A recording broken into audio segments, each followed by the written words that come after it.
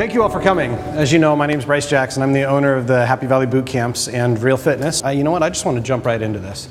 So I want you to take a look at something, actually a series of slides. Obviously, you all know that America's got a body fat problem. We tend to like our food and like our leisure quite a bit. And we also tend to blame our overweight and our obesity on lots of different factors, most of which really should be the problem of general evolution. If you look at these figures here, look at the legend at the bottom. In 1985, the highest body fat category was 10 to 14%. 86, see how the numbers are getting darker? The states are getting darker. 88, 89, 90, 91. Look, we had to create a new category. 92, 93, 94. This is not like millions of years of evolution, is it? 96, new category. 98, oh my gosh. 99, 2000, new category. 2001, 2002, 2003. This is the last year that I just got sick. I stopped collecting the data and filling in the map. So this is what's happening with America. But you know, we're Americans, we're very good at denial. So we're like, yeah, but you know, it's happening in the rest of the state, right? It must be genetics. It must be my age. It must be my job. But the rest of the world, are we the only industrialized nation? Are we the only country that sits down for a living? Not so much. What's going on? You tell me, why are we getting fatter as a nation very, very rapidly? What's going on? Fast food, so it's McDonald's fault. No exercise. No exercise, okay. What else have you heard, maybe believed? Costco. It's the 5 gallons of mayonnaise. All right, there's a lot of stuff that I've been hearing over the last 20 years, and you pull stuff off of a bunch of websites, and really from a bunch of clients, and most of it boils down to these things. I'm sure you can all relate to number one here, hectic schedules. Well, it's very difficult, especially, guys, sorry, but especially for the ladies with the 14 things that they try to do every 3.5 minutes to do everything that we intend for our goals. It's hard to eat right. It's easy to go through a drive-through, or at least it feels like that. Mental stress. I'm sure none of you are guilty of stress or emotional eating. I know I never eat lots of chips and salsa when I'm bored.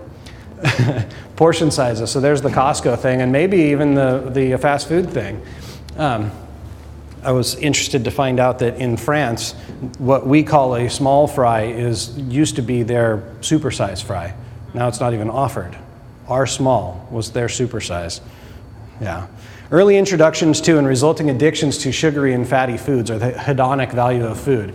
Basically, that emotional attachment, that pleasure that we derive from particular foods or eating habits. Now, the thing that scares me about this one in particular is that it turns out that the more often we introduce our kids to these sugary, fatty convenience foods, by the time they're 3, they start fighting those habits for the rest of their lives.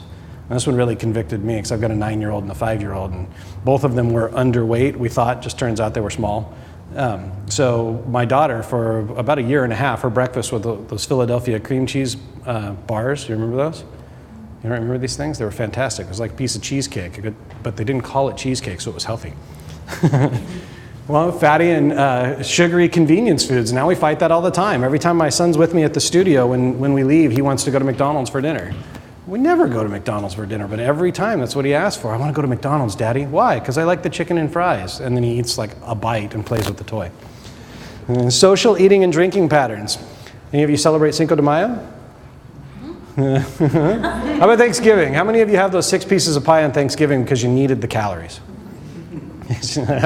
I declared, I'm the fitness expert in my household, so I declared calories null and void on holidays. All right, hereditary set points. We're actually going to talk about genetics. There's a little bit to this, but not as much as a lot of people would like to make of it. Really the main point, the main reason why most of us are gaining weight, even though we're trying not to, is this one right here. Consciously or unconsciously underreporting our calories, both calories in and calories out. Most of us really aren't conscious of how many calories we consume.